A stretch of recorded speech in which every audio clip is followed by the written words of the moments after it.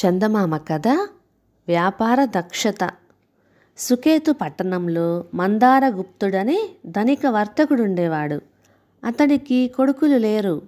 ఒక్కగానొక్క కూతురు, పేరు వత్సల.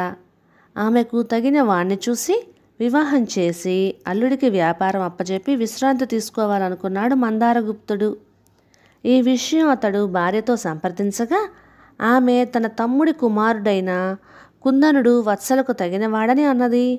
మందారగుప్తుడు తన చెల్లెలి కొడుకు చంద్రపాలుడు తగినవాడని బదులు చెప్పాడు. ఆ సమయంలో ఎంతో కాలంగా మందారగుప్తుడి దగ్గర పనిచేస్తున్న మంజరీకుడనేవాడు అక్కడే ఉన్నాడు. వాడు యజమానితో, అయ్యా, నేను తమకు సలహాలు ఇవ్వగలిగినంత సమర్థుణ్ణి కాను. అయినా తమరు అపార్థం చేసుకోకపోతే ఒక చిన్న సలహా ఇవ్వదలిచాను అన్నాడు. నీ సలహా ఏమిటో చెప్పు అన్నాడు మందారగుప్తుడు. అమ్మాయికి భర్త కాదగినవాడు మీ వ్యాపారాన్ని చక్కదిద్దుకోగల నేర్పరి అయి ఉండాలని మీరిద్దరూ అభిప్రాయపడుతున్నారు. అలాంటప్పుడు కుందనుడికి చంద్రపాలుడికి ఒక పరీక్ష పెడితే ఎలా ఉంటుంది అన్నాడు మంజీరకుడు. ఏమిటా పరీక్ష అన్నాడు మందారగుప్తుడు. వాళ్ళిద్దరినీ సువర్ణదేశం పంపుదాం. అక్కడ ఏ తరహా వ్యాపారానికి అవకాశం ఉన్నదో తెలుసుకు వస్తారు. దాన్ని బట్టి మనం వాళ్ళ వ్యాపార దక్షతను అంచనా కట్టవచ్చు అన్నాడు మంజరీకుడు. సువర్ణ దేశంతో వ్యాపారమా? ఆ దేశం పేరులో మాత్రమే సువర్ణమున్నది. వర్షాలు లేక 2 ఏళ్లుగా ఆ దేశ ప్రజలు కాటకంతో బాధపడుతున్నారు అన్నాడు మందారగుప్తుడు. అయ్యా, ఆ కారణంగానే మనం ఆ ఇద్దరిని సువర్ణ దేశం పంపబోతున్నాము. తతుమా దేశాల్లో ఉన్న వ్యాపార అవకాశాలు ప్రతి వ్యాపారస్తుడికి తెలిసినవే. కరువుతో అలమటించిపోతున్న ఆ దేశంలో ఇప్పుడు కానీ లేక ముందు ముందు కానీ ఎలాంటి వ్యాపార వస్తువులను లాభసాటిగా అమ్మవచ్చు, అదే ఆ ఇద్దరూ తెలుసుకొని రావలసిన సంగతి అన్నాడు మంజరీకుడు. ఈ పరీక్ష మందారగుప్తుడికి నచ్చింది. అతడు కుందనుణ్ణి చంద్రపాలుణ్ణి సువర్ణ దేశానికి పంపించాడు. కొన్ని రోజుల తర్వాత వాళ్ళిద్దరూ అక్కడి నుంచి తిరిగి వచ్చారు.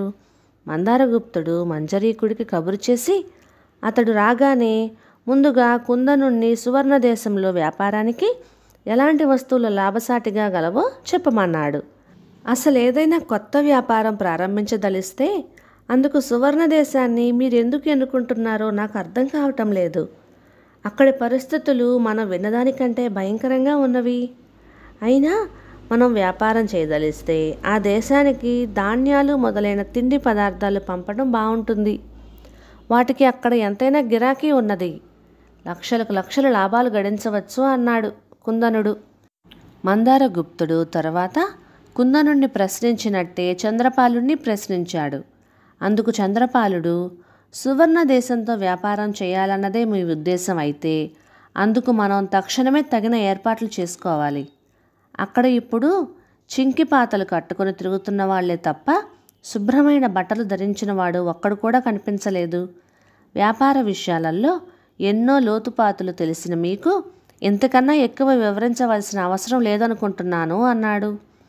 మందారగుప్తుడు వాళ్ళిద్దరినీ పంపివేసి మంజరీకుడితో, చెల్లెలి కొడుకని ఒకప్పుడు చంద్రపాలుడిపై ప్రేమాభిమానాలున్నమాట నిజం.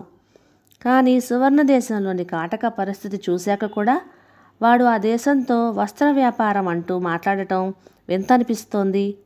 అలాంటి అవివేకికి నా కుమార్తెను ఇవ్వదలచలేదు.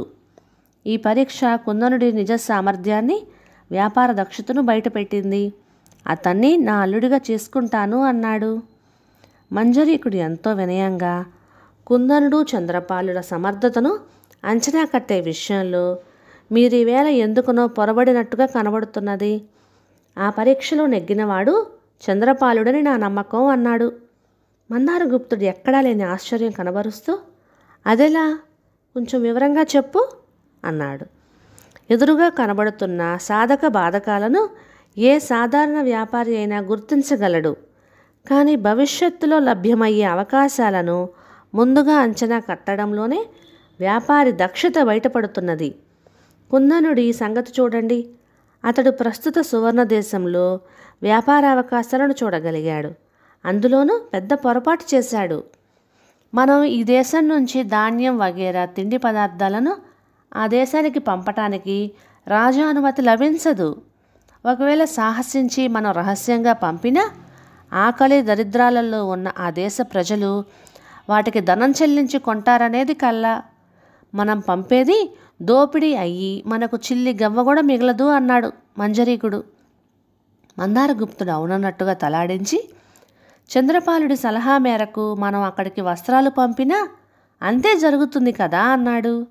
చంద్రపాలుడు ఆ దేశంతో వస్త్రాల వ్యాపారం ఇప్పుడే ప్రారంభించమనలేదు. అందుకు తగిన ఏర్పాట్లు తక్షణం ప్రారంభించాలి అన్నాడు. అంతేకాక మీ వ్యాపార దక్షత తెలిసినవాడు కనుక వివరాలు చెప్పవలసిన అవసరం లేదని కూడా అన్నాడు.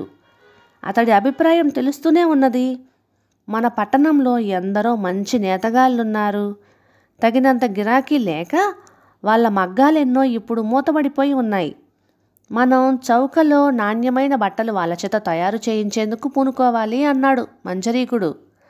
మందారగుప్తుడు ఎంతో కుతూహలంగా, అవును, కానీ ముందు ఆ దేశంలో కరువు కాటకాలు పోవాలి కదా అన్నాడు. ఏ దేశంలోనూ వానలు ఏళ్ల తరబడి కురవకపోవడం అంటూ జరగదు కదా. 4 చినుకులు పడితే పరిస్థితి మెరుగుపడిపోతుంది. నాడు సువర్ణదేశ ప్రజలు తమ చెంకిపాతల్ని తప్పక అసహ్యించుకుంటారు. మనిషి తిండి తర్వాత ముఖ్యంగా కోరేది బట్టలే కదా. అందువల్లనే సూక్ష్మబుద్ధి గల చంద్రపాలుడు తమకు అలాంటి సలహా ఇచ్చాడు అన్నాడు మంజరీకుడు. దానితో మందారగుప్తుడికి చంద్రపాలుడి బుద్ధి ఎంత చురుకైనదో అర్థమైంది.